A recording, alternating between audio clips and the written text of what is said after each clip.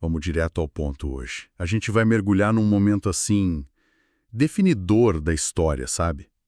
A expansão da fé cristã para muito, muito além das suas origens judaicas. Exato. E o nosso foco vai ser a comunidade que surgiu em Antioquia. Para essa exploração, a gente está usando o livro de Atos e alguns materiais de estudo bíblico, especialmente a lição 12, que trata disso. Isso mesmo. A nossa missão aqui é tentar entender como uma crise, né, a perseguição, acabou virando, paradoxalmente, o motor para um crescimento incrível. E como a mensagem foi, bem, adaptada para alcançar culturas novas. Exatamente. E para a gente ter a dimensão do que aconteceu em Antioquia, é bom lembrar rapidinho do começo, né? O movimento de Jesus nasceu em Jerusalém, bem dentro do judaísmo da época. Certo. Só que essa fé nova, claro, gerou atritos, muitas tensões com a sociedade judaica, com as autoridades romanas locais. Natural, imagino. E essas tensões, bom, elas explodiram depois da morte de Estevão, um dos primeiros líderes. Isso levou a uma perseguição que, apesar de trágica, né, acabou empurrando a mensagem para lugares que ninguém imaginava. Ok, vamos então desembrulhar isso. Essa perseguição depois da morte de Estevão, que as fontes mencionam e Atos 8 detalha, não foi pouca coisa, né? Não mesmo. Foi uma pressão forte que obrigou muitos dos primeiros seguidores a fugir mesmo, para salvar a pele. Tiveram que largar casa, família, tudo. Atos 11, ali no versículo 19, descreve bem essa dispersão forçada, essa primeira diáspora dos crentes. Precisamente. E esse mesmo versículo dá as coordenadas, né? Para onde eles foram? Fenícia, que hoje é mais ou menos o Líbano, a ilha de Chipre e o ponto-chave para a nossa conversa, a cidade de Antioquia, lá na Síria romana. Antioquia. Mas olha que detalhe importante no fim do versículo 19. Diz que, nesses lugares, eles pregavam a palavra somente aos judeus. Ah, interessante isso. Mesmo fugindo. Mesmo fugindo. A mentalidade inicial ainda era manter a mensagem ali nos círculos judaicos. E aí tá a ironia da história, né? O esforço para abafar o movimento em Jerusalém foi justamente o que espalhou ele geograficamente. A pressão gerou expansão. E é aí, em Antioquia, que a coisa muda de figura. Uma virada fascinante. Atos 11, versículo 20. É o ponto de inflexão. Totalmente. Diz que alguns desses crentes que fugiram, especificamente uns homens de Chipre e de Cirene no norte da África, né? Isso, a atual Líbia. Uma cidade importante. Chegaram em Antioquia e fizeram algo diferente. Não falaram só com os judeus. Começaram a falar também aos gregos, ou helenistas, né, dependendo da tradução, anunciando o Senhor Jesus. Pausa para pensar nisso. No contexto da época, isso não foi só diferente, foi ousado, radicalmente ousado. Absolutamente radical. E a escolha de Antioquia para isso talvez nem tenha sido escolha, talvez destino, né? É muito significativa. Antioquia não era uma cidadezinha qualquer. Não mesmo? Era um gigante cosmopolita. Capital romana da Síria, terceira maior cidade do Império. Só perdia para Roma e Alexandria. Imagina a mistura. Um caldeirão. Exato. Romanos, gregos, comerciantes de todo lugar, uma comunidade judaica grande e antiga, e, claro, muitos gentios de várias origens. Era um lugar onde ideias, religiões, filosofias, tudo se encontrava, se misturava. Um ambiente propício, então. Muito propício. Um terreno fértil para uma mensagem que queria, na sua essência, ir além das barreiras culturais e étnicas. Faz todo sentido. Um lugar assim parece que estava pedindo para testar a universalidade dessa fé. Mas como eles fizeram isso? O texto fala, anunciavam o Senhor Jesus. Tem uma adaptação aí, né? Tem, e é uma adaptação sutil, mas profunda teologicamente. O comentário da lição sobre esse versículo ajuda a gente a entender. A pregação lá em Jerusalém para o pessoal judeu focava muito em provar pelas escrituras que Jesus era o Messias, o Cristo prometido. Claro, fazia sentido para eles. Mas esse argumento não ia ter o mesmo peso para um gentil, né, que não tinha a mesma base, a mesma expectativa messiânica. Não ia conectar. Não. Então, em Antioquia, esses pioneiros ajustaram o foco. Apresentar Jesus como Senhor, Kyrios, em grego, era, uau, poderoso e mais direto naquele contexto cheio de deuses e com culto ao imperador. Quiros era um título usado para deuses, para o imperador. Justamente. Então, quando eles proclamavam Jesus como Senhor, estavam dizendo que ele tinha soberania única, universal, acima de todos os outros senhores, fossem os deuses pagãos ou o próprio César. Isso comunicava a autoridade, a divindade de Jesus de um jeito que batia diferente na mentalidade gentílica. Sem abrir mão da essência, claro, da messianidade, da redenção. Foi uma contextualização brilhante. Brilhante, pelo visto, funcionou muito bem. Atos 11, 21 é direto. A mão do Senhor era com eles e grande número creu e se converteu ao Senhor. Crescimento explosivo. Isso deve ter causado um barulho, né? Como que a igreja mãe, lá em Jerusalém, que ainda era o centro, reagiu a essas notícias de Antioquia, dessa expansão para os não-judeus? Olha, naturalmente a notícia chegou em Jerusalém e a reação inicial, imagino, foi uma mistura de surpresa, talvez um pouco de cautela. Afinal, era algo totalmente novo, sem precedentes. A resposta oficial, está lá em Atos 11, 22, foi mandar alguém de confiança para dar uma olhada na situação. Barnabé. E olha, escolheram a pessoa certa. Barnabé, ele sempre me parece uma figura central, mas talvez meio subestimada nesses primeiros anos. O que as fontes dizem dele? Por que ele era o cara certo para essa missão tão delicada? 24 descreve ele homem de bem e cheio do Espírito Santo e de fé. O próprio nome dele, Barnabé, quer dizer filho da consolação ou do encorajamento. Ah, que interessante. Ele era conhecido pela generosidade. Lembra que ele vendeu um campo e deu dinheiro para os apóstolos lá em Atos 4?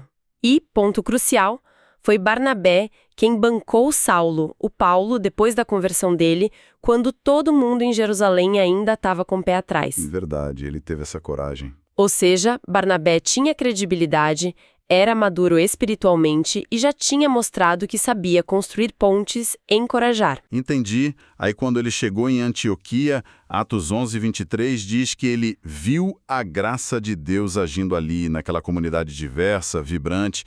E a reação dele, nada de crítica, de suspeita.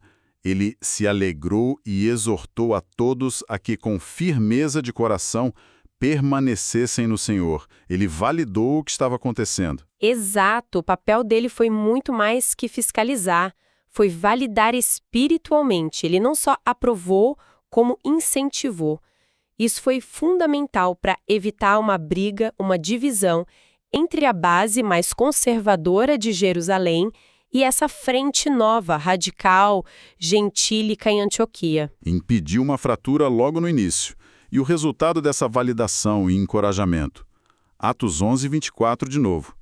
E muita gente se uniu ao Senhor. O apoio de Barnabé abriu ainda mais as portas. Imagina um alívio lá em Antioquia receber esse selo de aprovação de alguém tão respeitado de Jerusalém. Mas Barnabé não parou por aí, né? Ele sentiu que precisava de mais alguma coisa para sustentar aquilo tudo. Exatamente. Barnabé, com aquela sabedoria dele, percebeu que aquela comunidade crescendo rápido, cheia de gente vinda do paganismo, precisava mais do que só empolgação. Precisava de base, de ensino firme, de discipulado mesmo. Estrutura. E ele tomou uma iniciativa, assim, estratégica, olhando para trás, genial. Foi pessoalmente até Tarso, lá na Cilícia, buscar Saulo. Está em Atos 11, 25. Saulo, o futuro apóstolo Paulo. Barnabé lembrou dele. Talvez do intelecto, da formação que ele tinha, agora a serviço de Cristo. Que dupla se formando ali. E não foi só uma visita rápida, né? De jeito nenhum. Atos 11, 26 diz algo impressionante. Sucedeu que todo um ano se reuniram naquela igreja e ensinaram muita gente. Um ano inteiro. Um ano. Pensa na dedicação. Barnabé e Saulo investiram pesado ali, estabelecendo os fundamentos da doutrina, da ética, para esses novos crentes. Isso mostra uma verdade essencial, que o comentário da lição destaca bem. Evangelizar de verdade não acaba na conversão. Floresce no ensino, no discipulado. Não basta converter, tem que formar. Exatamente. Não é só ganhar almas, é fazer discípulos. Instruir e equipar para uma vida de fé madura que persevera. Um ano de ensino intensivo. Isso realmente mostra a importância que eles deram para a formação. Fica claro que Antioquia não foi só um polo de expansão, mas virou também um modelo de consolidação da fé pelo ensino. Precisamente, e é curioso notar como a lição aponta que os iniciadores disso tudo em Antioquia, os que primeiro pregaram para os gentios, não foram os apóstolos famosos de Jerusalém. Verdade. Foram aqueles homens de Chipre e Cirene. Crentes comuns, anônimos para nós hoje, que agiram movidos pelo Espírito. Atos diz que a mão do Senhor estava com eles. A liderança apostólica, com Barnabé e Saulo, veio depois para construir em cima do que esses pioneiros desconhecidos já tinham começado. É um testemunho forte do Espírito capacitando todos os crentes para a missão, e é nesse cenário todo o crescimento, ensino, diversidade que surge aquele detalhe histórico que talvez seja o mais famoso de Antioquia. Atos 11, 26, a segunda parte. Em Antioquia foram os discípulos pela primeira vez chamados cristãos.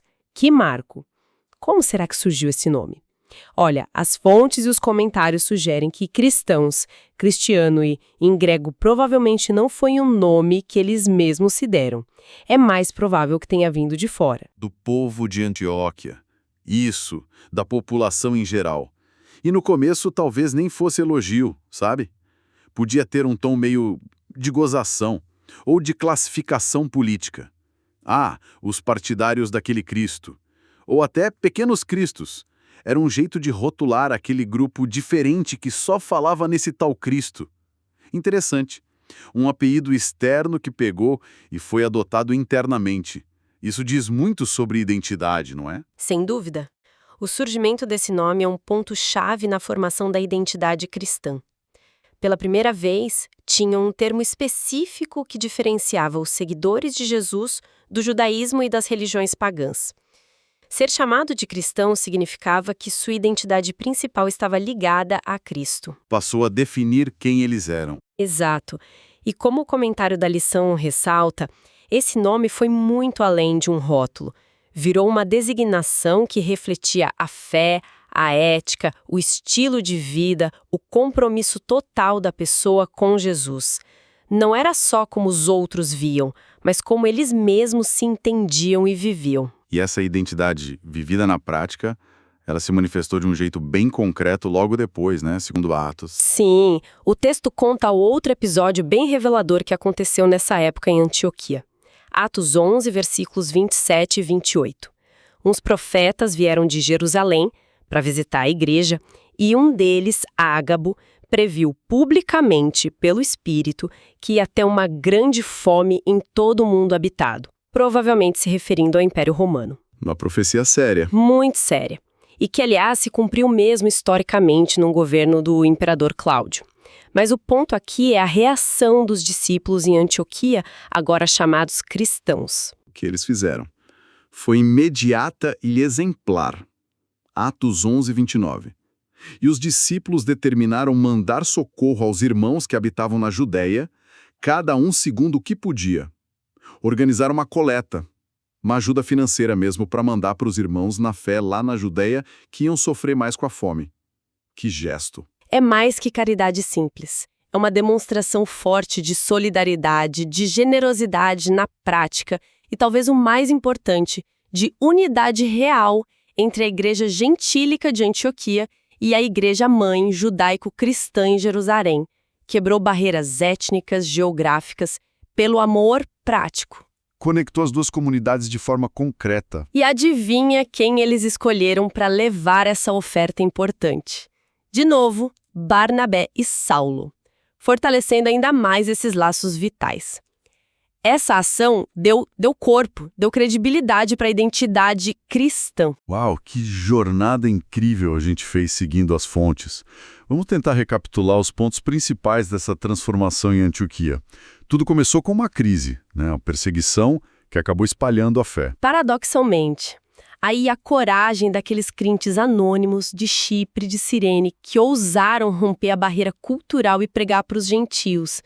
Vimos a adaptação inteligente da mensagem Jesus é Senhor, fundamental. Crescimento explosivo, que foi validado e incentivado pela liderança de Jerusalém, na figura do Barnabé. Depois, a ênfase no ensino, no discipulado, com a chegada de Saulo. Solidificou a comunidade, um ano inteiro. Isso. E foi nesse caldeirão que surgiu a identidade cristã. Um nome que se encheu de significado. E, por fim, essa fé se mostrou real na prática, com a generosidade, a solidariedade durante a previsão da fome.